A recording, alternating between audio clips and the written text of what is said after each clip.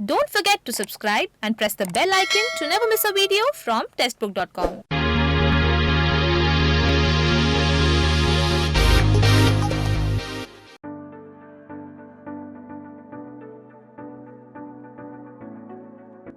Hello friends, a very warm welcome to all of you to testbook.com.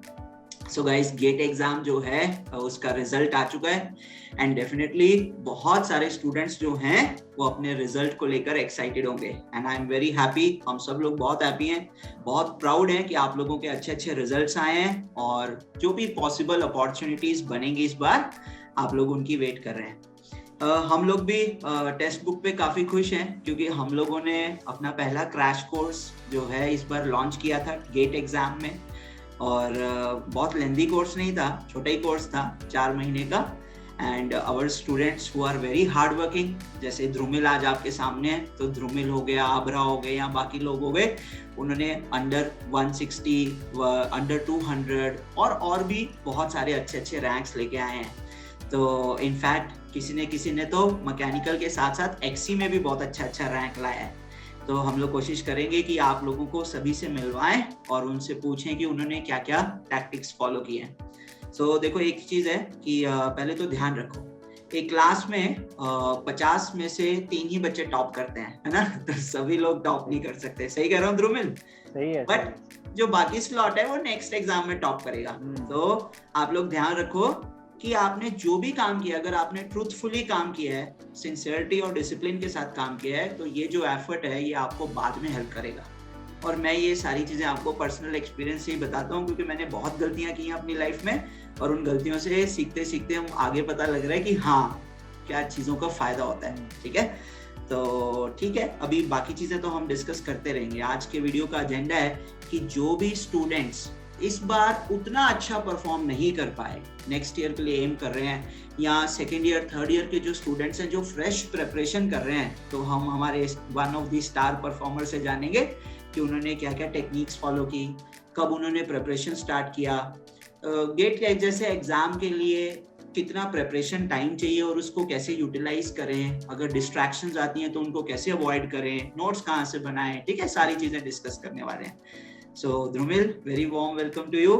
Good afternoon sir.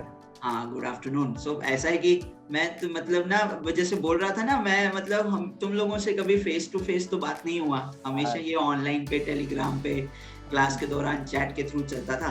But आज अच्छा लग रहा है आपको फेस टू फेस देखकर. ठीक है, सो मेरा पहला क्वेश्चन ये है कि ये बताओ कि कैसा फील हो रहा है? सर फील तो अच्छा हो रहा है. जो पापा को भी यही बोला था कि 80 के आसपास आएंगे. अच्छा. नहीं आए, उतना ही आए. नहीं आए. हाँ सर.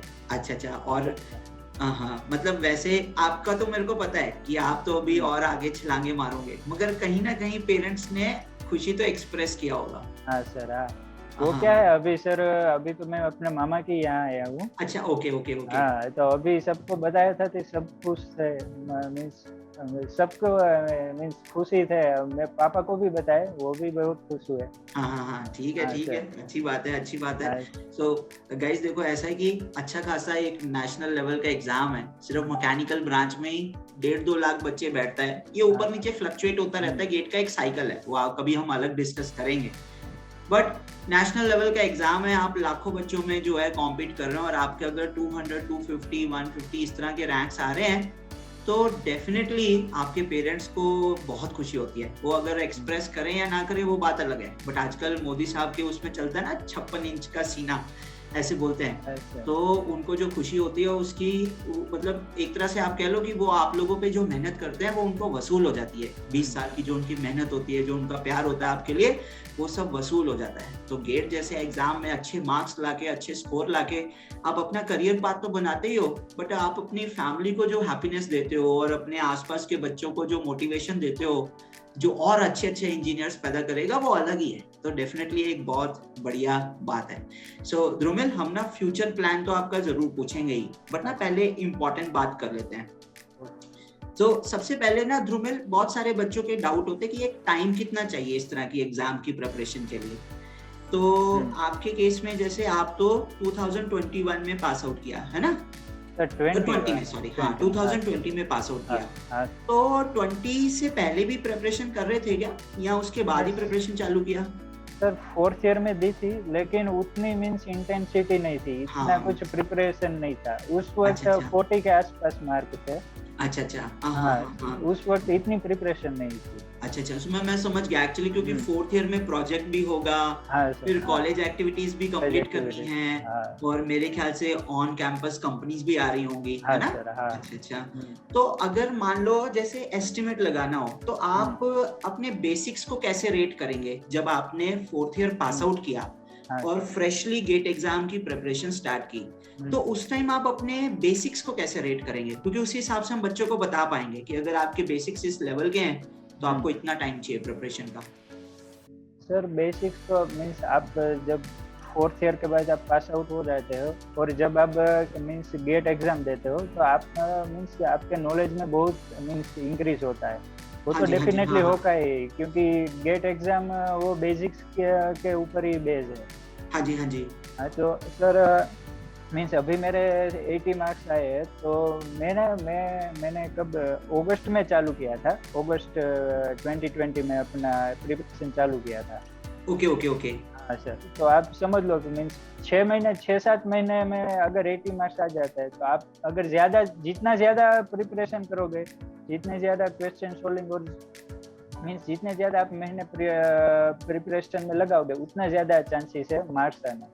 हाँ हाँ हाँ हाँ, हाँ सर। वेरी गुड, वेरी हाँ नाइस। सर। सो गाइस देखो क्या है कि जैसे ध्रुमिल जो हैं उन्होंने 4th ईयर में अपना गेट का एग्जाम दिया, तो फरवरी 2020 में दिया था उन्होंने। इसका हाँ, मतलब उन्होंने उससे पहले में भी 2-3 महीने शायद एफर्ट लगाया होगा। उस टाइम पे एफर्ट लगाया था? हाँ सर, हाँ। थोड़ा लगाया, थोड़ा लगाया था डेफिनेटली। तो कॉलेज के साथ साथ वो रिवीजन करते थे, तो उनके इतना हो गया कि वो एग्जाम को अच्छे से क्लियर कर गए, पास कर गए एटलीस्ट। बट ये चीज ध्यान रखना है, यहाँ पास होने से कुछ नहीं होता है, ठीक है? तो आप सभी को ध्रुमिल की तरह above 75, above 80 मार्क्स लाने हैं, तभी आप लोग जो है बेस्ट इंजीनियर्स कहलाओगे, ठीक है ना? सो इन्होंने क्या किया, मतलब इतना कर लिया कि इनके हल्के हल्के जो बेसिक्स थे वो ऑलरेडी जो हैं फरवरी 2020 में कंप्लीट हो चुके थे। हाँ। उसके बाद कॉलेज की जो एक्टिविटीज हैं, प्रोजेक्ट्स वगैरह हैं, और साथ साथ एग्जाम्स वगैरह उनको कंप्लीट किया। तो ध्रुमिल फरवरी 20 के बाद आपने उस टाइम जो वो जो 2-3 महीने का पीरियड था, उसमें प्रिपरेशन कंटिन्यू रखा या बाद में किया, कॉलेज के बाद ही चालू किया? नहीं सर, कॉलेज के बाद ही चालू किया था। कॉलेज के बाद ही चालू किया, ओके ओके। हाँ। अच्छा अच्छा, तो इसका मतलब हमारा जब अगस्त में कोर्स की डिटेल आ गई थी कि कोर्स लॉन्च होगा, सितंबर में चालू करेंगे, तब आपने प्रॉपर प्रिपरेशन चालू किया? हाँ सर, हाँ। तो अगस्त, सितंबर, अक्टूबर, नवंबर, दिसंबर, जनवरी, so it means 6 months for this hardcore study. और पहले का वो जो बेसिक्स है उसका भी 1 महीना जोड़ लेते हैं लगभग, है ना? ठीक है। सो गाइस आप देख रहे हैं, ऐसा ध्रुमिल को मैं आपको ध्रुमिल की ना एक खास बात बताता हूँ। सो हमारे टेलीग्राम ग्रुप में बड़े तगड़े क्वेश्चन भी कभी शेयर होते हैं, and he is the person who will answer them. तो ये 4-5 बच्चे हैं जो बाकी क्वेश्चंस को भी आंसर कर लेते हैं। तो ये जो बच्चा है ना, ये सिर्फ 80 मार्क्स वाला स्टूडेंट नहीं है, ये तो इसने प्रिपरेशन जो है अगस्त में हमारे साथ लेट चालू किया, क्योंकि हमारा क्रैश कोर्स ही सितंबर में चालू हुआ है। और क्रैश कोर्स में तो आपको पता है ना, चीजें फास्ट होती हैं, number of hours per subject कम होते हैं, तो भी ये जो है ना 80 मार्क्स जो है क्रैक कर लिया इस लड़के ने। तो मुझे ऐसा लगता है कि अगर हम 1-2 महीने पहले चालू कर देते कोर्स, तो शायद ध्रुमिल जो है वो अंडर 50, अंडर 80 रैंक में भी हो सकता था, ठीक है ना? सो इसका मतलब अगर आप अच्छे से डेडिकेटेडली 8 महीने 9 महीने पढ़ते हैं, तो आप जो है ना अपना एक वो सर्कल सिक्योर करते हैं जिसमें आपके 80-85 मार्क्स आ रहे होंगे। Definitely 80-85 marks is a very good range, extremely good range. आपकी सीट कंफर्म हो चुकी है, मगर जो सबसे इंपॉर्टेंट है, आप पे ना ठप्पा लग जाएगा, आप पे स्टैंप लग जाएगा कि हाँ, जो 4 साल बीटेक का ऑब्जेक्टिव था वो आप कंप्लीट कर चुके हो और आप एक अच्छे इंजीनियर बन के बाहर निकले हो। So minimum time period required is 9 months। मेरे ख्याल से मुझे नोट कर लेना चाहिए, ताकि अगर समराइज करना पड़े लास्ट में, सो आई कैन डू इट, है ना? सो ध्रुमिल कह रहे हैं अराउंड 8 months, अराउंड 8 months। हाँ, दैट टू डेडिकेटेड स्टडी, ठीक है? तो ध्रुमिल इस 8 महीने में मतलब पर आवर डेज कितना लगाते होंगे आप? सर पर आवर अगर देखें तो सर मैं मॉर्निंग पर्सन पर डे मतलब कितने आवर्स लगाते होंगे? मैंने उल्टा बोल दिया है ना। हाँ सर, अगर पर डे देखें तो आप 9-10 घंटे।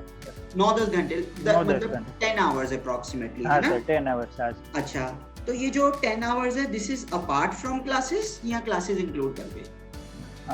सर क्लासेस इंक्लूड करके भी चल जाता है, मींस अगर आप जितना ज्यादा देंगे वो तो बेहतर ही है, लेकिन क्लासेस इंक्लूड कर देते हैं उसमें। हाँ जी, हाँ जी, हाँ हाँ हाँ, ठीक हाँ। है। सो मुझे फिर मतलब एक्चुअल में तो क्या होता है, बहुत सारे स्टूडेंट्स गलती जो करते हैं, उनके फोन और लैपटॉप चालू रहते हैं साथ साथ रिवाइज करते टाइम। तो आपने ये सब काम किया या जब पढ़ रहे थे तो पूरा कंसंट्रेशन? नहीं सर, पढ़ रहे थे तो पूरा पढ़ना, मीन्स जितने भी 2-3 घंटे 3-4 घंटे पूरा पढ़ना।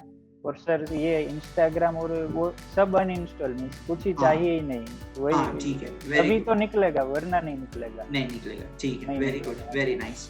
हाँ, तो देखो स्टूडेंट, ऐसा है, मतलब जैसे कई बार हम बोलते हैं 12 आवर्स, 14 आवर्स, 15 आवर्स। ऑब्वियसली अगर नंबर ऑफ मंथ्स कम हो तब तो उतना ही पढ़ना पड़ेगा।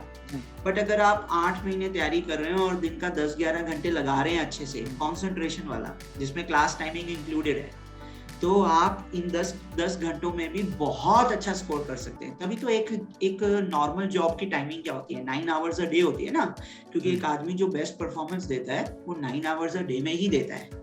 बट वो 9 hours a day full concentration के साथ होना चाहिए। वो कहते हैं ना थाली में छेद करना, वो वाला सिस्टम नहीं होना चाहिए कि आप इंस्टा भी चला रहे हैं, फेसबुक भी चला रहे हैं। और मैं तो हमेशा स्टूडेंट्स को गाइड करता हूँ कि यार अभी आप लोग इंजीनियरिंग एग्जाम की तैयारी कर रहे हैं, अगर आप लोग मुझे ये बोलेंगे कि हम टीवी नहीं देखेंगे 6 महीने, तो हमें न्यूज का नहीं पता लगेगा, हमें नहीं पता लगेगा कि हमारी दुनिया में क्या हो रहा है। ऐसे तो हम इंडिया से हट जाएंगे। अरे पहले अच्छे इंजीनियर तो बन जाओ, बाद में पॉलिटिक्स खेलना। सही है ना ध्रुमित, है ना? सही है, सही। हाँ, सो ये 6-7 मंथ्स आप ये सोशल मीडिया वगैरह से हट जाओ, क्योंकि आजकल सोशल मीडिया पे बहुत डिस्ट्रैक्शन होती है। आपको तो पता ही है कि बच्चे जो हैं वो कांग्रेस बीजेपी में बढ़ जाते हैं और उसी को लेके घंटों घंटों लड़ाई करते हैं। मैं भी वही कहने वाला था। मुझे भी न्यूज़ देखना बहुत पसंद था, लेकिन जब ये स्टार्ट किया था प्रिपरेशन, तब सब कुछ बंद था सर। मैं भी न्यूज़ नहीं देखता था, क्योंकि अभी ज्यादा टॉक्सिसिटी भी बढ़ गई है। हाँ, वो सब बंद कर देना, न्यूज़ तो बिल्कुल नहीं, ये तो बहुत। हाँ सो गाइस, बिना डिस्ट्रैक्शन के 10 घंटा अगर पढ़ाई की जाए, सो डेफिनेटली ये बहुत ज्यादा सफिशिएंट है। बाकी ऐसा होता है कि अलग अलग स्टूडेंट्स का जो अंडरस्टैंडिंग लेवल होता है वो थोड़ा डिफरेंट भी हो जाता है। वो ऐसा नहीं है कि आपकी कैपेबिलिटीज डिफरेंट है, सबकी कैपेबिलिटी सेम ही होती है, वो बस हार्डवर्क के ऊपर होता है। अब किसी ने अगर पहले हार्डवर्क किया हुआ है, जैसे ध्रुमिल ने कॉलेज के टाइम पढ़ाई कैसे की थी? कॉलेज के टाइम अच्छे से पढ़ाई की थी या मस्ती मस्ती में? मस्ती थी, मींस मिक्स वाला। अच्छा, मगर जैसे मान लो क्लास में जाते थे, तो वहाँ क्लास में नोट्स बनाते थे अच्छे से? हाँ सर, वहाँ बना। और एग्जाम की तैयारी करते थे अच्छे से? एग्जाम की तैयारी हाँ सर करते थे। अच्छा, मतलब पर ऐसा कि रेगुलर नहीं था, रेगुलर नहीं, डेली आके रात को रिवाइज कर रहे हैं। हाँ, वही नहीं। हाँ, तो उनके हल्के बेसिक्स थे, शुरू से ही हल्के बेसिक्स थे, है ना? तो ध्रुमिल जो हैं उनके पास ये एडवांटेज थी कि उनके पास शुरू से थोड़े बेसिक्स थे और उन्हें उन बेसिक्स के ऊपर धीरे धीरे बिल्ड करना था। बट अगर मान लीजिए आपके बेसिक्स नहीं है और आप 7-8 मंथ्स का एक टाइम ले रहे हैं, तो इसका मतलब ये होगा कि आपको ना थोड़ा सा ना एक्स्ट्रा रिवाइज भी करना होगा। तो आप 9-10 घंटे अच्छे से पढ़ाई कीजिए और 2-3 घंटे ना रोज का रिवाइज भी कीजिए, तभी आपकी जो मेमोरी है ना वो हमेशा रिफ्रेश रहेगी। सो टाइम तो हमें पता लग गया। इसका मतलब अगर आप 8 मंथ्स प्रिपरेशन कर रहे हैं, तो ये तो आपके कितने डेज हो गए? 240 डेज हो गए लगभग, और उसमें आपने 10 आवर्स और 12 आवर्स अ डे लगाया, तो इसका मतलब लगभग 2600 to 2700 आवर्स चाहिए इन टोटल, ठीक है ना? आप अपनी क्लासेस के साथ साथ जो सेल्फ स्टडी करते हैं वो कंबाइंड होके जब 2700 आवर्स हो रहा है, तब जाके आप इतना अच्छा स्कोर लेके आ पा रहे हैं। सो डेफिनेटली इसके लिए मेहनत चाहिए, ठीक है ना? So 2600 to 2700 आवर्स का आपको टाइम चाहिए, and this is not a small time. ये बहुत अच्छा नंबर ऑफ आवर्स है, ये कम भी नहीं है और बहुत ज्यादा भी नहीं है गेट एग्जाम के लिए, ठीक है? सो आप चाहें तो नोट कर सकते हैं सभी स्टूडेंट्स, 2600 to 2700 आवर्स चाहिए। और इसमें ना मैं आपको IITs के जो प्रोफेसर हैं उनकी भी आपको एक आइडियोलॉजी बताता हूँ। सो IITs में तो एक तरह से बच्चों को अच्छे प्रोफेसर्स पढ़ा रहे हैं, बेस्ट ऑफ चीजें बताई जा रही हैं। तो वो भी क्या कहते हैं कि अगर स्टूडेंट को हम 1 घंटा पढ़ा रहे हैं तो स्टूडेंट को 3 से 4 घंटे अलग से लगाने हैं उस 1 आवर के लिए। तो अगर एक हफ्ते में 4 घंटा क्लास हुई एक सब्जेक्ट की, तो बच्चे को 20 घंटा अलग लगाना है उस सब्जेक्ट के लिए, 16 से 20 घंटा। तो यानी कि वो पर वीक पर सब्जेक्ट 24 आवर्स लगाएं। और ऐसे 5-6 सब्जेक्ट होंगे तो आप खुद ही मैथ्स कर सकते हैं कि IIT जैसे जो स्टूडेंट तैयार करता है, IIT में आप सभी यही कहते हो ना कि IIT में बेस्ट स्टूडेंट तैयार होते हैं। क्यों? क्योंकि वहां पे ना नंबर ऑफ आवर्स डेडिकेट किए जाते हैं। वो अच्छा खासा जब आपका कम से कम 25 घंटा पर सब्जेक्ट डेडिकेट कर रहे हैं इन ए वीक, यानी कि 125-150 घंटा वो डेडिकेट कर रहे हैं स्टडीज को, तब जाके वो IIT के स्टूडेंट्स तैयार होते हैं। और यही काम ध्रुमिल ने भी किया। ध्रुमिल ने भी वैसे ही अपने नंबर ऑफ आवर्स लगाए हैं, तो इसलिए इतना सारा नंबर ऑफ आवर्स चाहिए। अदरवाइज पता है क्या होगा? अदरवाइज ना फिर आप उसी भेड़ चाल में चलोगे। ध्रुमिल मेरी बात जरा चेक करना, मैं सही कह रहा हूँ या नहीं कर रहा? सर रिवीजन कहना होता है कि अगर आप किसी चीज की प्रिपरेशन कर रहे हो तो फिर ये मत देखो कि यार ये तो एग्जाम में नहीं आता है, कम आता है, इसको छोड़ दो, ठीक है ना।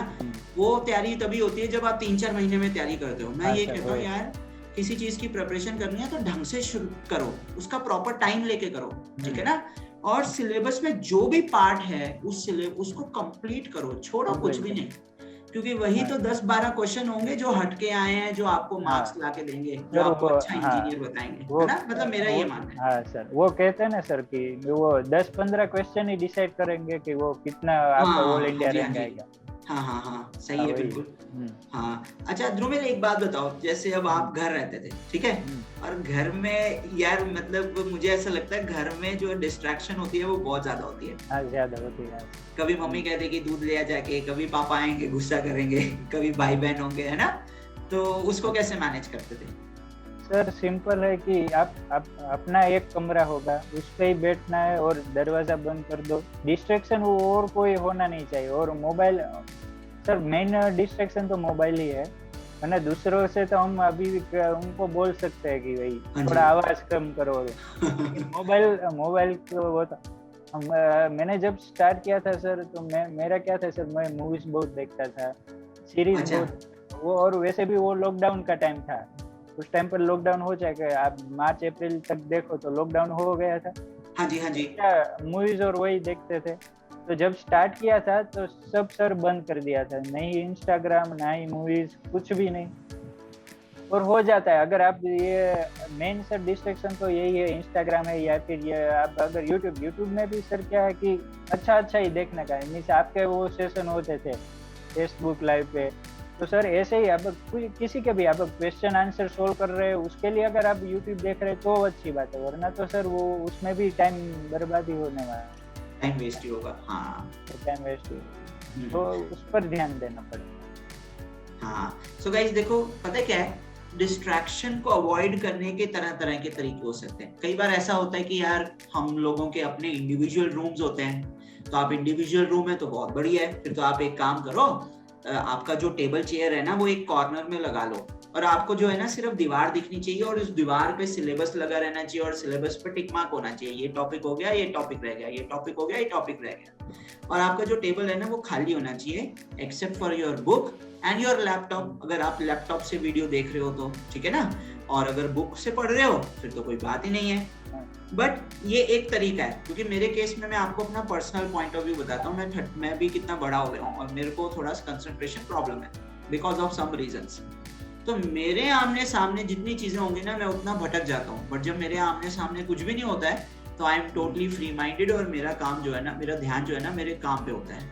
तो इसलिए मैंने भी अपने कमरे में कुछ भी नहीं रखा हुआ है। वो बात अलग है कि इस रूम में जो अलमीरा है, सो आई स्टे एट होम, सो मेरी बीवी का ही सामान सबसे ज्यादा है, but this room is like quite empty, इसमें कुछ खास चीजें नहीं है, ठीक है। तो बस एक छोटा सा मंदिर है और यहाँ पे लैपटॉप्स रखे हुए, अदरवाइज इट्स टोटली एम्प्टी। तो मेरा ध्यान जो है ना पढ़ाई की तरफ रहता है, आपकी क्लासेस की तरफ रहता है। सो आप लोग भी अप्रोच फॉलो करो। अगर मान लीजिए आपका इंडिविजुअल रूम नहीं है तो भी थोड़ा बहुत जुगाड़ बना सकते हैं, कोई भी स्टोर रूम हो, ठीक है, या फिर कोई ऐसा रूम हो जो कम यूटिलाइज होता है, उसको इस्तेमाल कर सकते हैं, या फिर आजकल तो हर जगह लाइब्रेरीज भी होती हैं, तो फिर आपको वो लाइब्रेरी का हैबिट डालना पड़ेगा, ठीक है ना। अब कुछ अचीव करना है तो मेहनत तो करनी ही पड़ेगी। और जैसे आप देख रहे होंगे ध्रुमिल बार बार बोल रहे हैं कि इंस्टाग्राम, फेसबुक, इनसे लाइफ अफेक्ट होती है, और एक्चुअल में होता ही है, क्योंकि जब आप देखते हैं ना कि दूसरे लोग क्या कर रहे हैं, दूसरे लोग जो है आलतू फालतू फोटो डालते रहते हैं, तो हफ्ते में 2 दिन कहीं घूमते हैं तो उसका फोटो डाल देते हैं खाने का, तो आप लोगों को भी इंटरेस्ट होता है यार कि यार ये लोग ऐसे कर रहे हैं, वैसे कर रहे हैं, हम नहीं कर रहे हैं, एंजॉय नहीं कर रहे हैं, और फिर इससे आपका लड़ाई झगड़ा होता है। मैं और मेरी वाइफ तो हम रोज लड़ते झगड़ते, वो कहती है आप कहीं नहीं जाते हो।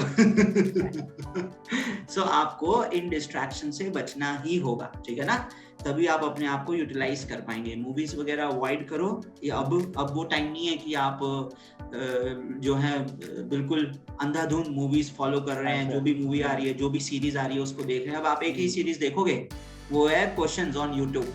जो भी टीचर का यूट्यूब वीडियो अच्छा लगे उसको यार उसको फॉलो करना शुरू कर दो, उनका वीडियो देखो आपने को नई नई चीजें देखने को मिलेंगी, है ना। ठीक है, अच्छा जो नेक्स्ट पॉइंट मैं पूछना चाहता था ध्रुमिल, जब हमने कोर्स स्टार्ट कर दिया था, शायद 15 सितंबर को कोर्स स्टार्ट हुआ था, है ना, ऐसे ही कुछ, तो मुझे याद है कि आपकी शुरू से ही 2-2 घंटे की 2 क्लासेस लगती थी, 2 hours in the morning and 2 hours in the evening. तो आप उसके अलावा जो टाइम होता था तो मतलब कैसे करते थे? पहले क्लास का रिवाइज करते थे या सेल्फ स्टडी करते थे अलग से? मतलब एक जेन्युइन रिस्पांस चाहिए कि क्रैश कोर्स में आपको क्या कम लगा, क्या ज्यादा लगा, उसको आपने कैसे बैलेंस किया, तभी हम बाकी स्टूडेंट्स को भी बता पाएंगे ना, अगर कोई क्रैश कोर्स कर रहा है तो उस हिसाब से। सर पहले तो सपोज लेक्चर देख लिया तो थोड़ा बहुत मीन्स अब रिवीजन भी करना पड़ेगा, और बाद में अगर देखेंगे प्रीवियस ईयर क्वेश्चन है, ओके अच्छा, हाँ वो सर प्रीवियस ईयर क्वेश्चन, और वो मैंने जो वो बोला था कि वो अपने लेक्चर के जो नीचे वो 10-20 MCQ होते हैं वो भी कर देने का, क्योंकि सर जितना ज्यादा क्वेश्चन सोल्विंग होगा तभी बढ़ेगा, वरना तो कुछ नहीं, क्वेश्चन सोल्विंग ही सब कुछ है इसमें। अच्छा, ओके, हाँ ठीक है। सो मैं मतलब समझ गया, कहने का मतलब हमने जो क्लास में थ्योरी कर लिया पहले, अब उसी पे ही फोकस करो, उसी को ही रिवाइज करो।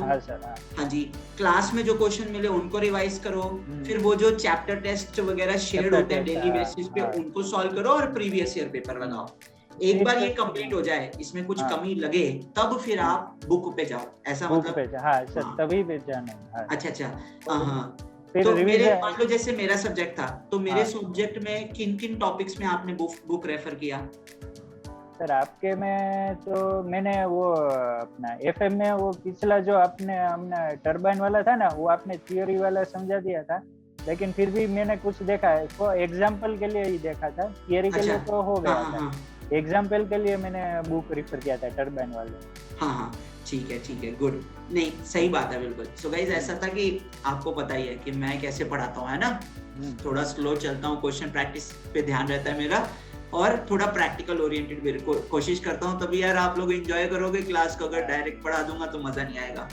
सो इस बार मेरे पास 50-55 आवर्स ही थे जिसमें मुझे FM पूरा कराना था।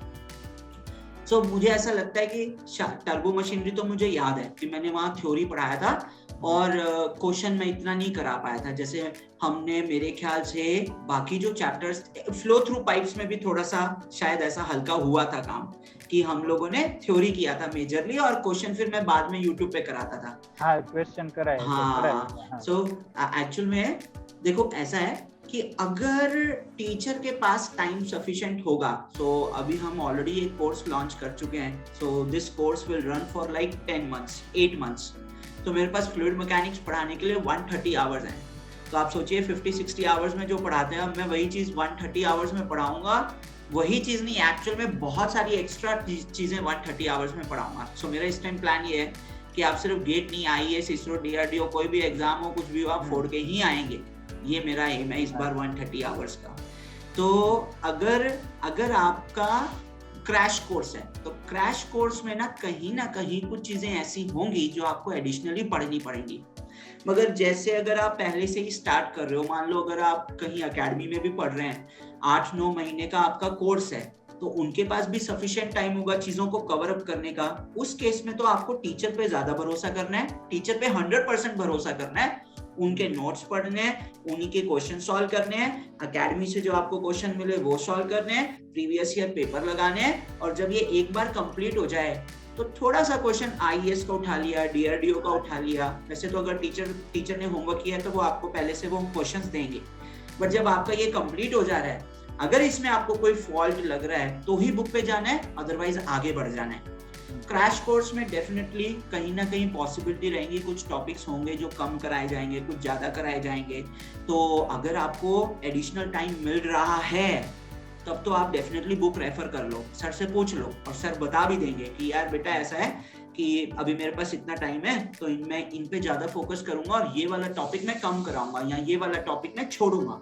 तो अगर आपके पास एडिशनल टाइम है तो आप उन टॉपिक्स को कवर करो, नहीं तो जो क्लास वर्क है, क्लास वर्क को रिवाइज करो, क्लास के ही क्वेश्चन सॉल्व करो, आपका उन्हीं में ही ज्यादा फायदा होगा, है ना?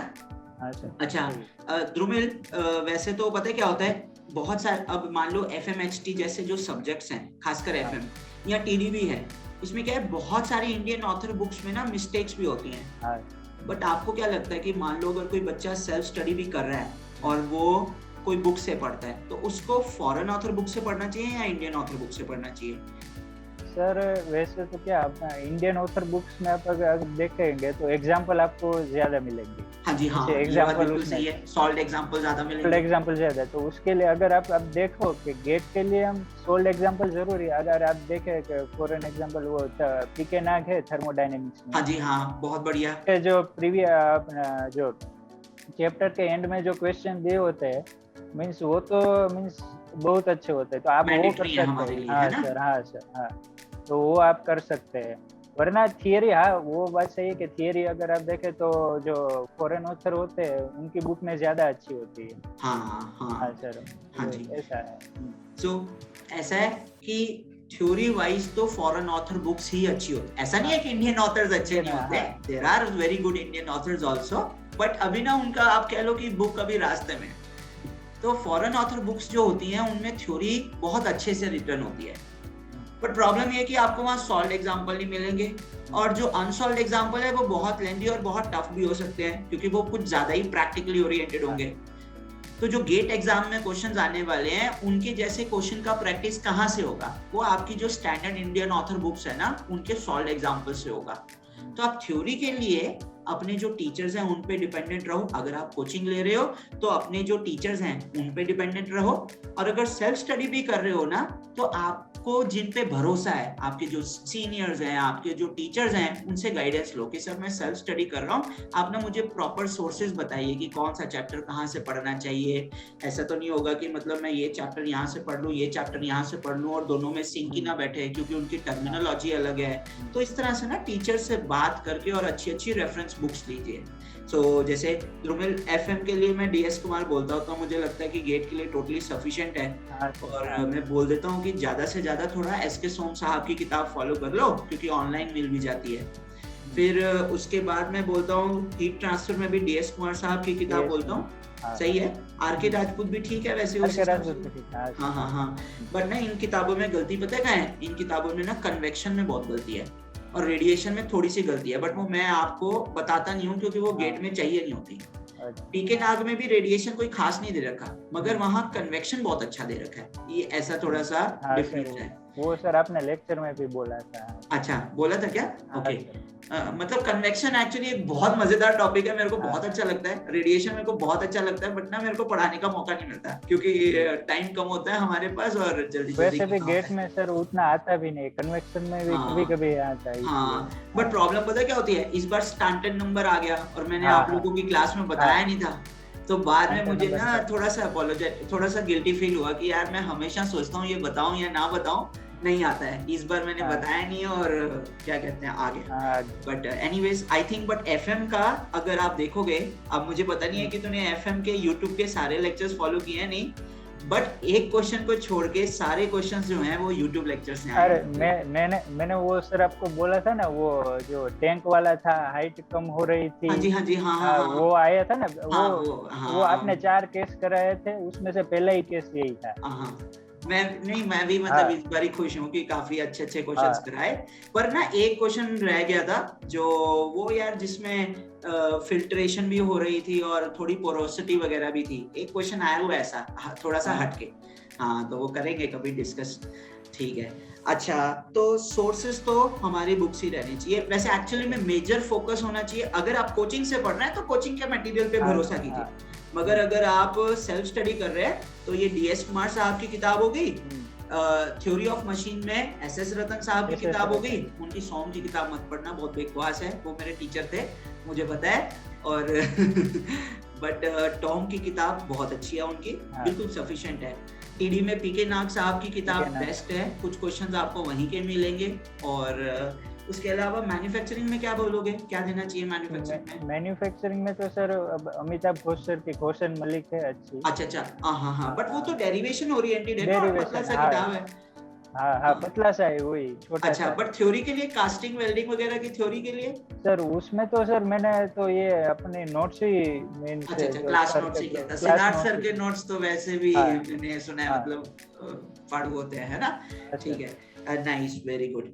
अच्छा सो हाँ, अब मैं जरा नेक्स्ट क्वेश्चन पे आता हूँ। ये एक बहुत इंपॉर्टेंट चीज है ध्रुमिल। जनरली बहुत सारे सब्जेक्ट्स में ना पेपर पैटर्न रिपीट टाइप होता है। हीट ट्रांसफर में खासकर वही 2-3 घिसे पीटे क्वेश्चन आते रहते हैं। तो आपको कैसा लगा, मतलब बाकी सब्जेक्ट्स का क्या हिसाब किताब लगा? क्या प्रीवियस क्वेश्चन ही रिपीट हुए थे, यहाँ हटके क्वेश्चन आए थे इस बारी? नहीं सर, इस बार तो हटके क्वेश्चन थे ही। अच्छा इंडस्ट्रियल में इंडस्ट्रियल में से थे इस बार तो। ये अपना FM टरबाइन में से भी अच्छा क्वेश्चन था। मतलब मेरे को अब हाइड्रोलिक मशीन पे अब थोड़ा ज्यादा ध्यान देना पड़ेगा उसमें। अच्छा और मेरा तो अभी आफ्टरनून वाला शिफ्ट था, लेकिन अगर जो फोरनून वाला था, मॉर्निंग वाला, वो पेपर में थोड़ा ज्यादा हटके वाले क्वेश्चन थे। हाँ सो गाइस देखो ऐसा है, 33 साल हो गए गेट को होते हुए। अब IITs का भी जो पुराने क्वेश्चंस का घड़ा है वो भर चुका है। और अगर आप थोड़ा सा ध्यान से देखोगे ना, लास्ट 2-3 इयर्स में, ध्रुमिल पिछले साल की बात बताता हूँ, FM में 2 क्वेश्चन बहुत बढ़िया आए थे। और मुझे पता है, मैं 100% गारंटी देता हूँ कि 99.9999 लोगों ने उसको गलत तरीके से किया होगा, हालांकि उनका आंसर सॉल्व हो गया होगा। वो है ऑसिलेशन इन द ट्यूब।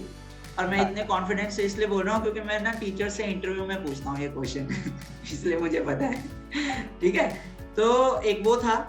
और एक हम क्वेश्चन करते हैं ना, याद है हम एक गेट पे फोर्स निकालते हैं और मैं पूछता हूँ कि हिंज जॉइंट में फोर्सेस निकालो। हाँ, तो उसका थोड़ा सा डिफरेंट वर्जन आया था जिसमें कैंटिलीवर बीम में बेंडिंग मोमेंट निकालना था। ऐसे ही एक बार हीट ट्रांसफर के बहुत अच्छे क्वेश्चन आए थे। तो अब गेट भी ना, और टॉम में भी बीच में आ रहे हैं। इस बार मैन्युफैक्चरिंग और इंडस्ट्रियल के बहुत अच्छे क्वेश्चन आए। अब गेट भी एक्सप्लोर कर रहा है अच्छे क्वेश्चंस को। तो अगर आप सोचें कि बस प्रीवियस ईयर पैटर्न फॉलो कर लो और मेरा काम बन जाएगा, मेरे बहुत अच्छे मार्क्स होंगे, ऐसा नहीं है। आपको पूरा सिलेबस जो है अच्छे से पढ़ना पड़ेगा।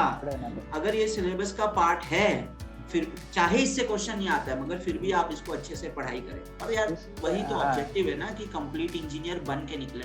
और वो कंप्लीट इंजीनियर तभी बन के निकलोगे जब सारा सिलेबस अच्छे से पढ़ाई करोगे। अब छोड़िए सर, अब तो वही होता है कि क्या पिछले मीन्स आप 10 साल के भी प्रीवियस ईयर क्वेश्चन करो तो इनफ है, क्योंकि उससे पहले तो इजी आते थे। हाँ जी, 10-15 साल से पहले देखो तो अगर हम देखेंगे तो हमको लगेगा कि ये तो इजी क्वेश्चन ही आते। लेकिन अब लेटेस्ट आप देखोगे ना तो वो पूछ रहे मींस वेरिएशन आ रहा है क्वेश्चन। हाँ जी, हाँ, क्योंकि अब ऐसा है ना कि अब XC में भी क्वेश्चन पूछे जा रहे हैं, अलग अलग एग्जाम्स में क्वेश्चन पूछे जा रहे हैं। वो लोग भी तो अपना होमवर्क करते होंगे पेपर बनाने से पहले, तो उनको भी नई नई चीजें पता लग रही हैं। तो डेफिनेटली अब आपको ना सिलेबस पे बहुत ज्यादा ध्यान देना है, अदरवाइज काम नहीं बन पाएगा। ठीक है, अच्छा ध्रुमिल, नोट्स पे आते हैं। तो जैसे आप मान लो, हम लोग तो चलो क्लास में करते थे, क्या क्लास में नोट्स लिखने का टाइम मिल जाता है? मतलब मेरा मतलब है, जो क्लास वाले नोट्स हैं वो फेयर नोट्स होने चाहिए या क्लास के बाद दोबारा लिख के फेयर नोट्स बनाने चाहिए? मीन्स सर क्या है कि कई बार मैंने यूट्यूब में भी देखा था कि कई बार लोग बोलते हैं कि ज्यादा मीन्स नोट नहीं बनाना चाहिए, जितना हो उतना मीन्स आपको समझ में आना चाहिए उतना। लेकिन मेरा थोड़ा मीन्स उल्टा है, मीन्स आपको जितना भी मिला, जितना सर ने बोला वो सारा मीन्स लिख देना चाहिए, है ना? अच्छा, कहीं कभी भी कुछ भी मीन्स काम आ सकता है उसमें, तो कुछ ऐसा है तो नहीं कि यहाँ से आएगा। मीन्स जो भी बोलते हैं, मीन्स आप भी जो बोलते हो मीन्स क्लास में, मैं तो सब लिख डालता हूँ। हाँ, नहीं नोट्स तो यही हाँ अप्रोच सर, सही है, यही हाँ अप्रोच सही है। गाइस देखो पता है क्या होता है, मैं भी हमेशा स्टूडेंट्स को बोलता हूँ, क्लास में चाहे रफ वर्क भी लिखा हो ना, उसको भी नोट करो, हाँ एक एक चीज नोट करो। और मेरे ख्याल से अगर आप एक मतलब वेल ट्रेन टीचर के पास पढ़ रहे हैं, तो उनकी क्लास में इतना टाइम होता है कि साथ साथ नोट्स बनते जाते हैं।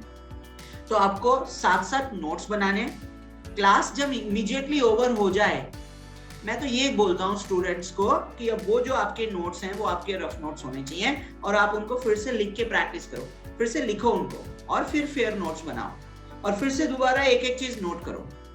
अब ध्रुमिल, मैं पता क्या कहता हूँ स्टूडेंट्स को कि अगर तो आपको लगे कि खर्चा ज्यादा नहीं होगा, एडजस्ट हो जाएगा, फिर तो आप अगर बहुत ही मतलब वेल, जैसे कहते हैं ना वेल ऑर्गेनाइज्ड नोट्स कहते हो, तो आप ऐसा भी कर सकते हो कि आपने जो है इस तरह से A4 साइज शीट्स ले ली, तो 180 रुपीज का 500 पेजेस का बंडल आ जाता है, वो आता है। हाँ, तो देखो मैं तो पता है क्या करता हूँ, मैंने आजकल हैबिट डाली हुई है, मैं छोटी छोटी हैंड राइटिंग में लिखता हूँ, और उससे क्या मेरी राइटिंग भी साफ आ रही है, थोड़ा कंसंट्रेशन के साथ लिखता हूँ, राइटिंग भी साफ आ रही है। ये मत सोचना मैं प्रिपरेशन कर रहा हूँ कि आपकी क्लास के लिए नोट्स बनाता रहता हूँ, ओके। सो मैं क्या करता हूँ, मैं ना पेजेस को डिवाइड कर लेता हूँ, ठीक है, उससे क्या है कि थोड़ा सा कॉस्ट सेविंग हो जाता है, और एक सिंगल पेज में ज्यादा चीजें भी आती हैं, और साफ राइटिंग में लिखने की कोशिश करता हूँ, तो कंसंट्रेशन भी ज्यादा रहती है, थोड़ा टाइम जरूर हल्का सा ज्यादा लगता है, बट अब आपको क्या करना है, आपने जो क्लास में नोट्स लिखे थे उन्हीं को एक कॉपी पेस्ट करना है ना आपको, तो समझ के, तो आपको मेरे जितना टाइम नहीं लगेगा। मैं तो यहाँ देख रहा हूँ कि भैया इसको एयर प्रोपल्शन किसके साथ कैसे जोड़ूं, अपना दिमाग लगाऊंगा तो एक पेज को 10-15 मिनट में लिखूंगा, मगर आप लोगों को वही चीज समझ के कॉपी पेस्ट करनी है। तो आपकी जो 2 घंटे की क्लास है वो 1-1.5 घंटे में रिवाइज भी हो जाएगी, सारे क्वेश्चन दोबारा भी हो जाएंगे, और काम कंप्लीट भी हो जाएगा। अब थोड़ा सा टाइम सेव करो, जैसे हम हेडिंग लिखते हैं ब्लैक पेन से, फिर रेड पेन से टिक करते हैं, मैं अभी कहता हूँ अभी के लिए क्या करो, साफ साफ ना सारी चीजें थोड़ा छोटा छोटा और खुला खुला ब्लू पेन से लिखो, और एक बार नोट समराइज हो जाए ना, फिर उनको दोबारा रिवाइज करना चालू कर दो, फिर जहां जरूरत है वहां रेड टिक कर दो, जहां फॉर्मूला आ गया वहां बॉक्स लगा दो, जहां स्पेशल चीज आ रही है वहां बॉक्स लगा दो। इससे क्या होगा, आपका बहुत ज्यादा एक्स्ट्रा टाइम भी वेस्ट नहीं होगा, रिवीजन की रिवीजन हो जाएगी, और नोट्स में चीजें हाईलाइट भी हो जाएंगी, और पेजेस का खर्चा भी बचेगा। मतलब मैंने तो इस तरह से प्लान बनाया हुआ है। हाँ सर, वैसे ही। हाँ, ठीक है। ध्रुमिल, मुझे लगता है आपका भी टाइम तो नहीं हो रहा है, ऐसा नहीं है? नहीं कुछ नहीं। हाँ, 1-2 क्वेश्चन पूछ सकते हैं और? हाँ सर, अभी ठीक तो है। सो मैं एक आध क्वेश्चन और पूछ लेता हूँ। ध्रुमिल, टेस्ट सीरीज जैसे है, आपके केस में तो चलो डेली बेसिस पे आपको क्वेश्चंस मिलते थे, होमवर्क क्वेश्चन भी मिल जाते थे, मगर मुझे ऐसा फीलिंग होता है कि जैसे GATE exam is about engineering problems आएंगी, इंजीनियरिंग प्रॉब्लम्स में ब्रेनस्टॉर्मिंग करना होता है थोड़ा थोड़ा, खासकर जब नई तरह की प्रॉब्लम आती है। तो मुझे ऐसा लगता है कि वो जो ब्रेनस्टॉर्मिंग है वो आपकी पहले ही हो जानी चाहिए, ताकि गेट में अगर सेम क्वेश्चन आ रहा है तो आपको पहले से पता रहे कि यार ये क्वेश्चन तो ऐसे सॉल्व होगा, और फिर आप फटाफट से क्वेश्चन सॉल्व करके नए उस पर बढ़ जाए। क्योंकि अगर आपने वो क्वेश्चन नहीं कर रखा है तो आपको सोचने में टाइम ज्यादा लगेगा, तो आप उधर फंस जाएंगे। तो आपको क्या लगता है कि टेस्ट सीरीज, मतलब अभी क्या हो गया, आपके केस में ना 2 चीजें थी, आपके केस में टेस्ट सीरीज भी थी, और आपके केस में डेली बेसिस पे क्वेश्चंस भी थे, फिर टीचर के भी क्वेश्चंस थे। तो उस केस में क्या करना चाहिए, मतलब कब टेस्ट सीरीज स्टार्ट करनी चाहिए और क्या सीन लगा? तो सर क्या है कि मानो अब 1 वीक हमने पढ़ाई की, तो अभी टेस्ट सीरीज में तो वो टॉपिक वाइज टेस्ट भी होते हैं, तो पहले क्या करते हैं, पहले रिवीजन कर देते हैं, फिर प्रीवियस ईयर में हो गए तो वो भी कर डालेंगे, और ये 1 वीक के बाद मीन्स आप ये कर सकते हो कि ये टॉपिक वाइज टेस्ट है तो वो भी देख सकते हो। अच्छा, हाँ सर। और बाद में अगर सब्जेक्ट जब खत्म हो जाएगा तो पहले तो पूरा सब्जेक्ट का रिवीजन होगा, और बाद में अगर आपको लगेगा कि अब मुझे सब्जेक्ट में आ रहा है, मीन्स 60-70% अब मीन्स बैठ रहा है दिमाग में, तो बाद में फिर ये सब्जेक्ट वाइज टेस्ट सीरीज भी दे देंगे। ठीक है, ऐसे ही टेस्ट तो सर ये क्या क्वेश्चन सोल्विंग तो करना ही पड़ेगा, क्योंकि उसके हाँ, अलावा तो सर कुछ होगा नहीं। और इसके अलावा आप इसरो और ये DRDO कुछ भी एग्जाम है, ये अपना IAS के भी वो हम सोल्व कर सकते हैं। हाँ। सो एक्चुअल में मैं आपको ना माइंडसेट बताता हूँ। सो ध्रुमिल का कहना ये है कि यार मेजर एम है क्वेश्चन प्रैक्टिस। तो अगर आपको ऑलरेडी क्वेश्चंस मिल रहे हैं तो आप टेस्ट सीरीज को लास्ट में भी कर सकते हो। बट मान लो अगर आपको क्वेश्चन प्रैक्टिस कम है ना, और आपकी एकेडमी में या जहां भी आप पढ़ रहे हैं वहां पे टेस्ट सीरीज हैं, तो उस केस में ना आप ना जल्दी टेस्ट सीरीज लेना शुरू कर दो, क्योंकि आपने क्वेश्चन प्रैक्टिस नहीं कर रखा है। तो अगर आप लेट जाओगे टेस्ट सीरीज में तो आपको पता नहीं लगेगा कि हटके क्वेश्चन क्या आते हैं, आपकी कैलकुलेशन मिस्टेक्स जो हैं वो सब रेक्टिफाई नहीं होगा, तो लास्ट पे छोड़ दोगे तो काम खराब हो जाएगा। अगर आप जल्दी स्टार्ट कर देते हैं, अक्टूबर नवंबर में ही टेस्ट सीरीज चालू कर देते हैं, तो आपको पता लगता रहेगा कि यार मेरा जो ये वाला सब्जेक्ट है, इस सब्जेक्ट के ये क्वेश्चन नहीं कर पाया। ऑब्वियसली एक प्रॉब्लम आएगा। हो सकता है कि मान लो अगर आप सितंबर में पहला टेस्ट देते हो, अगस्त में पहला टेस्ट देते हो, तो आपने 5 सब्जेक्ट पढ़ रखे होंगे, 6 सब्जेक्ट पढ़ रखे होंगे, है ना। बाकी सब्जेक्ट्स के क्वेश्चन तो छूट जाएंगे। अरे यार मान लो गोली, अभी भी मार्क्स के पीछे थोड़ी ना पढ़ना है, अभी तो जितना पढ़ लिया उसको कंप्लीट करना है, जो भी सब्जेक्ट्स कर लिया उनको कंप्लीट करना है। तो एटलीस्ट वो 6 सब्जेक्ट्स का तो पता लगे कौन से वीक पॉइंट्स हैं। तो जैसे ही आपके 5 सब्जेक्ट हो जाते हैं, आधा काम भी हो जाता है, आप टेस्ट सीरीज देना चालू कर दो और ज्यादा से ज्यादा क्वेश्चन अटेम्प्ट करो। अगर आपके पास ऑलरेडी क्वेश्चंस का बहुत भरमार है तो आप टेस्ट सीरीज को लास्ट में भी छोड़ सकते हो, अदरवाइज पहले जो है अपना फोकस करना ना चालू कर दो। ठीक है सर, शुरू में तो क्या होगा कि ये इसमें मिस्टेक भी होगी सीरीज में, टेस्ट सीरीज में। हाँ, वो भी रेक्टिफाई करना पड़ेगा। मेरे तो शुरू में अगर मैं देता था तो बहुत होती थी, मींस ये कैलकुलेशन मिस्टेक बहुत होती थी। हाँ सर, इसलिए वो धीरे धीरे ही होगा। वो ऐसे नहीं कि आप मींस पहले ही पेपर में आपका 100% मार्क आ गए, ऐसा तो होगा नहीं। तो धीरे धीरे ये खास करके ये जो कैलकुलेशन मिस्टेक है ना सर, वो नहीं होनी चाहिए। आखिर में जब आप आएंगे तब वहां नहीं होना चाहिए। इसमें भी जब मैंने गेट के एग्जाम दिया था तब भी किसी भी जगह कैलकुलेशन मिस्टेक तो नहीं हुई थी। अच्छा, वेरी गुड, वेरी नाइस। क्योंकि वही मुझे उसकी बात का डर था कि अगर फाइनल में अगर ऐसा होगा तो क्या शुरू से ही जो टेस्ट सीरीज देते थे उसमें ही धीरे धीरे रेक्टिफाई हो जाती थी। कई बार वो क्या स्टार्टिंग में अगर हम देंगे ना तो हमको लगेगा कि टाइम कम पड़ेगा, तो हम क्या करते हैं कि मीन्स फास्ट ट्राई करने की कोशिश करते हैं, मीन्स क्वेश्चन जितना जल्दी बने उस हिसाब से, तो उसमें ही ज़्यादा चांसेस हो गए आपकी मिस्टेक के। तो बाद में थोड़ा मीन्स टाइम कम किया। क्वेश्चन को पूरा टाइम देना चाहिए, बहुत ज़्यादा भी नहीं और बहुत कम भी नहीं, उस हिसाब से। ठीक है, नाइस। सो गाइस देखो ऐसा है कि ना, अगर आप पहले ही तैयारी स्टार्ट कर रहे हो तो आपका जो फोकस होना चाहिए ना, वो क्वेश्चन को जल्दी सॉल्व करने में नहीं, उसको एक्यूरेटली सॉल्व करने में होना चाहिए। तो क्वेश्चन के हर स्टेप को ना आराम से सॉल्व करो। अभी आपने मान लो फरवरी मार्च मई में अगर आप तैयारी शुरू कर देते हैं तो आपको भागने की जरूरत ही नहीं है। आप ना हर क्वेश्चन को आराम से स्टेप वाइज सॉल्व कीजिए। उस क्वेश्चन में चेक करते रहिए कि कहाँ स्क्वायर हो रहा है, कहाँ अंडर रूट हो रहा है, कहाँ बाय 2 है, कहाँ प्लस है, कहाँ प्लस माइनस है। तो स्टेप को चेक करते करते साथ में चलिए। अब ऐसा अगर आप हैबिट में डालेंगे ना 1-1.5 महीना, तो क्या मैं हमेशा इनको बोलता हूँ कि यार पहले जब आप साइकिल चलाना सीखते हैं तो पहले धीरे धीरे चलाना सीखते हैं, मगर वो धीरे धीरे चलाते चलाते आपका इतना एक्सपर्टीज हो जाता है कि अगर आप जब टर्न लेते हैं तो भी आप हाई स्पीड पे ले लेते हैं। तो क्या होगा, आप पहले अगर एक्यूरेसी पे ध्यान देंगे तो आपकी स्पीड भी बढ़ेगी। अब सिर्फ एक्यूरेसी पे ध्यान नहीं देना है, एक्चुअल में जब क्वेश्चन सॉल्व हो जाता है ना, उस क्वेश्चन को दोबारा रिविजिट करो। तो फ्लूइड मैकेनिक्स हो गया, हीट ट्रांसफर हो गया, टीडी हो गया, थोड़ा बहुत कभी कभी सॉम हो गया। इन सब्जेक्ट्स में तो ऐसा भी होता है कि अजम्पशंस होती हैं। अजम्पशंस को चेंज कर देंगे तो क्या होगा, अगर ये एडिशनल पॉइंट हटा दें तो क्या हो, ये पॉइंट हटा दें तो क्या होगा, अगर एक इंफॉर्मेशन और दे दूं तो क्या होगा, क्या इस क्वेश्चन से आगे भी जाया जा सकता है, नया क्वेश्चन भी बनाया जा सकता है, क्या इसमें कोई डिफरेंशियल इक्वेशन आ रही है जो किसी और सब्जेक्ट के साथ कॉमन है। तो जब आप स्टार्टिंग में कुछ दिन कुछ महीने तैयारी कर रहे हैं, आपको हर क्वेश्चन को एनालाइज भी करना चाहिए, वही तो आपकी ब्रेनस्टॉर्मिंग होगी। अभी देखो इतना टाइम नहीं है कि आपको बहुत ज्यादा ब्रेनस्टॉर्मिंग कराएं, आपको ब्रेनस्टॉर्मिंग इन्हीं क्वेश्चंस में ही करनी पड़ेगी। थोड़ा बहुत हमें भी आपको स्पून फीडिंग तो करना ही पड़ेगा, तभी सिलेबस टाइम पे कंप्लीट होगा। मगर अब अगर आप इतना भी ब्रेनस्टॉर्मिंग करते हैं ना, वो गेट एग्जाम के लिए सफिशिएंट होगा और आप गेट एग्जाम के बाद के जो स्टेप्स हैं उनके लिए रेडी हो जाएंगे, ठीक है ना। तो आप शुरुआत में एक्यूरेसी पे ध्यान दीजिए और बाद में स्पीड पे, ठीक है। तो मैं एक काम करते हैं, अभी के लिए रैप अप करते हैं। तो मैं तेरा फ्यूचर प्लान जानना चाहता हूँ। अभी तो मुझे पता है आप HPCL HAL की तैयारी कर रहे हो, और आगे सर वो एक शॉर्ट नोट वाला भी बता देते हैं, क्योंकि कई बार क्या होता है कि हाँ, क्योंकि क्या होता है कि लोग ये अपना वो फुल नोट तो बना देते हैं लेकिन शॉर्ट नोट नहीं बनाते।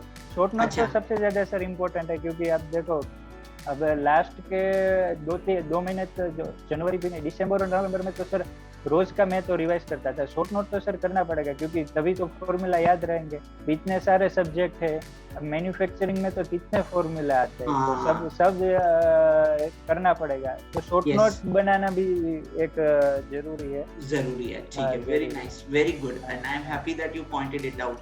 सो गाइस, शॉर्ट नोट्स बनाना जरूरी है। तो वैसे पता है क्या कर सकते हैं शॉर्ट नोट्स के लिए? पता है क्या होता है एक्चुअल में? टेक्निक क्या होती है?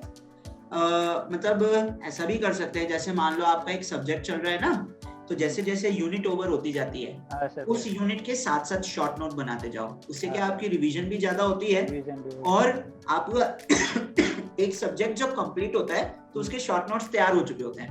तो उससे लास्ट में ना काम हेक्टिक नहीं होता, लास्ट में आपके पास ऑलरेडी शॉर्ट नोट्स अवेलेबल होते हैं। और इससे हाँ जी, वरना सर क्या होगा कि लास्ट में अगर बनाना पड़ेगा ना तो वैसी फिर बाद में नहीं होगा वो। क्योंकि मैंने देखा है, मेरे एक दोस्त का भी है, क्योंकि लास्ट में बाद में फिर आपको लगेगा कि अब इसकी क्या जरूरत है, वो नहीं होगा। इसलिए शुरू से ही बनाते जाए तो अच्छा ही है। ठीक है, नाइस। और रिवीजन का कुछ बोलना है? रिवीजन के बारे में कितना रिवाइज करना चाहिए, कितना रिवाइज नहीं करना चाहिए? रिवीजन तो सर मानो पहला सब्जेक्ट हमने थर्मोडायनेमिक्स लिया, अब हो गया। अब जब हो गया तो अब हम क्वेश्चन भी सोल्व किए होंगे, तो तब तो हमको सब कुछ आता होगा। लेकिन क्या होगा, अब दूसरा सब्जेक्ट गया, तीसरा सब्जेक्ट, तो क्या अगर मानो दूसरा सब्जेक्ट गया तो क्या करेंगे, फिर से थर्मोडायनेमिक्स में थोड़ा देख लेंगे, रिवीजन कर लेंगे। तो साथ में करना पड़ेगा। अब तीसरा सब्जेक्ट खत्म हो गया तो पहले जो खत्म हो गया तो अब पहले दो का भी एक बार देख लेंगे कि क्या क्या आता था, क्योंकि बाद में अगर लास्ट में अगर जाएंगे ना तो तब ऐसा नहीं होना चाहिए कि वो शुरू में तो क्या था लेकिन अब कुछ याद नहीं आ रहा है, ऐसा नहीं होना चाहिए। साथ में एक सब्जेक्ट खत्म हो गया तो अगले सभी सब्जेक्ट का एक बार देख लेना क्या हो रहा है। गुड। सो मैंने बहुत बार बताया है और कभी कभी प्रैक्टिकल एग्जांपल भी देता हूँ, आज नहीं बताता नहीं तो टाइम वेस्ट होगा। सो आपका जो ब्रेन होता है वो कैपेसिटर्स होते हैं, है ना। जब भी आप कोई एक्टिविटी करते हैं कैपेसिटर में चार्ज स्टोर होता है जो मेमोरी कहलाता है। अब बैटरी तो भैया डिस्चार्ज हो जाती है उसको यूज ना करो तो जब तक आप उसको रिवाइज नहीं करते वो चार्ज जो है मेंटेन नहीं रहता।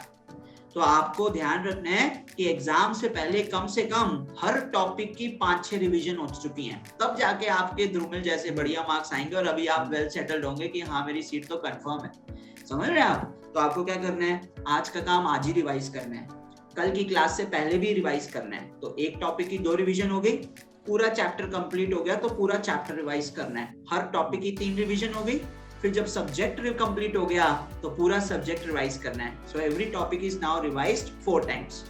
अब जब 2-3 सब्जेक्ट्स हो जाएं तो फिर से वो पुराने वाला सब्जेक्ट रिवाइज कर लो और फिर लास्ट में गेट एग्जाम से पहले रिवाइज कर लो। तो इस तरह से आपकी हर टॉपिक की 6 रिवीजन हो चुकी होंगी, जो मुझे लगता है कि ये एक अच्छा नंबर है अगर ढंग से किया जाए तो, है ना। हाँ ठीक है ध्रुमिल, और कोई सजेशन देना हो स्टूडेंट्स को? और कोई सजेशन तो सर अब कई बार क्या होता है कि लोग मीन्स लास्ट के 2-3 महीने में सोचते हैं कि अब गेट देना है, तो सर लास्ट के 2-3 महीने में तो कुछ होने वाला नहीं है। तो इससे अच्छा तो है पहले से ही कर ले। मीन्स अभी देखो तो मार्च के बाद शुरू कर देना चाहिए, मार्च तक शुरू कर देना चाहिए। तो जितना ज्यादा करेंगे उतना ज्यादा बेनिफिट होगा और उतना ही कंफर्म्ड है आपका रैंक, कंफर्म है। हाँ, ठीक है। सो अभी HPCL चल रहा है और HAL चल रहा है। HAL, और ध्यान रखना बार्क भी आएगा, बार्क की वेबसाइट पे लिखा हुआ है। So on their website it is properly written कि टू बी अनाउंस्ड सून, क्योंकि ना उनका पिछले साल का प्रोसीजर लेट हो गया था। हाँ, और ना एक चीज ध्यान रखना, जो पेपर टफनेस लेवल है वो तो थोड़ा कम हो जाएगा, मगर क्या होगा यहाँ पे ना नॉन यूनिफॉर्म पेपर आता है। वहाँ यूनिफॉर्म पेपर आएगा, वहाँ पे सभी सब्जेक्ट्स की जो वेटेज है वो कंपैरेटिवली इक्वल हो जाएगी। तो यहाँ तो एफएम और हीट ट्रांसफर की वेटेज कम है, वहाँ एफएम जो है वो fluid mechanics plus fluid machinery बन जाता है और उसकी वेटेज बढ़ जाती है। हीट ट्रांसफर भी 8-10 क्वेश्चन आएंगे, आप समझ रहे हैं, ये डिफरेंस हो जाता है। सो ये जो सब्जेक्ट्स हैं टीडी, एफएम और हीट ट्रांसफर, इनकी बाकी एग्जाम्स में ना वेटेज ज्यादा होगी एज कंपेयर टू गेट। ये थोड़ा यहाँ पे थोड़ी सी गड़बड़ है, नॉन यूनिफॉर्म डिस्ट्रीब्यूशन है। तो अच्छे से तैयारी करो, है ना, और अपने सारे फॉर्म्स भरो। तो क्या लगता है कौन से आईआईटी में जाने का मन है? सर आईआईटी में तो पहला तो सर आईआईटी बॉम्बे, सबका वही ड्रीम होता है। हाँ। लेकिन बाद में देखेंगे किस हिसाब से मिल रहा है एमटेक में। ठीक है। हाँ सर। अभी वैसे रोपड़ जो है ना वो बहुत ज्यादा फ्लरिश कर रहा है रिसर्च में। हाँ, उन्होंने आईएससी बैंगलोर को भी क्रॉस कर दिया इन टर्म्स ऑफ रिसर्च। तो ये है कि अभी काउंसलिंग करो। बाकी यार जो मतलब ये गांधीनगर, रोपड़ और हैदराबाद, इस लेवल तक के आईआईटीज हैं, इनमें कहीं चले जाते हैं और ढंग से प्रोजेक्ट करते हैं तो आपकी लाइफ सेटल्ड है। पर आप तो डेफिनेटली टॉप मोस्ट आईआईटीज के लिए एम करोगे, है ना? तो अपना आराम से पसंदीदा जो है चूज करना, बट तैयारी छोड़ना नहीं, क्योंकि वहाँ पे इंटरव्यू भी होगा, है ना? इंटरव्यू में भी अच्छे मार्क्स लाने हैं। तो ठीक है ध्रुमिल, बहुत अच्छा लगा आपसे बात करके। और जो बाकी स्टूडेंट्स हैं उनको भी मैं बोलूंगा कि यार देखो, एक एग्जाम ओवर हो जाता है, उसके बाद लाइफ नहीं खत्म हो जाती।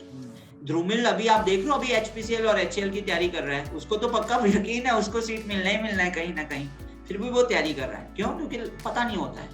और वैसे भी लाइफ वही अच्छी कहलाई जाती है जिसमें आपकी लर्निंग जो है ना कंटिन्यूअस है। ऐसा नहीं है कि एक बार पहुंच गए और फिर खत्म, सौदा खत्म, ऐसा नहीं होता। आपकी लर्निंग जो है डेली बेसिस पे होनी चाहिए। तो आपके एग्जाम ओवर हुए हैं, आज आप मस्ती करो, मगर रात को अगले एग्जाम की तैयारी चालू कर दो। जब तक आपके हाथ में जॉब नहीं होती है तब तक आपकी ये वाली जो वॉर है, ये वाला जो रास्ता है, ये खत्म नहीं होगा। उसके बाद कोई और रास्ता शुरू हो जाएगा। But you have to prepare until and unless you have a job और seat in IIT in your hand. ठीक है ना? तो आप अपना तैयारी कंटिन्यू रखिए। और कोविड का सीजन चल रहा है, लास्ट ईयर बहुत प्रॉब्लम हुआ था। ध्रुमिल आप भी और बाकी सब भी थोड़ा ध्यान रखो, प्रिकॉशंस बरतो। हो सकता है हमारी फैमिलीज अफेक्ट ना हुई हो, मगर लाखों करोड़ों फैमिलीज ऐसी हैं जो बहुत ज्यादा अफेक्ट हुई हैं। कईयों ने अपने लव्ड वंस को भी खोया है। तो ये जरूरी है कि आप लोग भी जो है ना, अगर बाहर भी जाते हैं तो जितने भी प्रिकॉशंस फॉलो करने हैं उनको फॉलो कीजिए, तभी तो आप अच्छे सिटीजन कहलाएंगे जब आप सोसाइटी का भी ख्याल रखेंगे। ठीक है? तो थैंक यू ध्रुमिल, बहुत अच्छा लगा बात करके। मतलब मुझे भी खुशी हो रही है कि यार, वैसे तो देखो it's your hard work, maybe छोटा मोटा हमारा रोल होगा, but I am very happy and proud that in a course of 4 months 5 months you were able to crack such a good rank. और बाकी स्टूडेंट्स के लिए भी जो आपके क्लासमेट्स थे।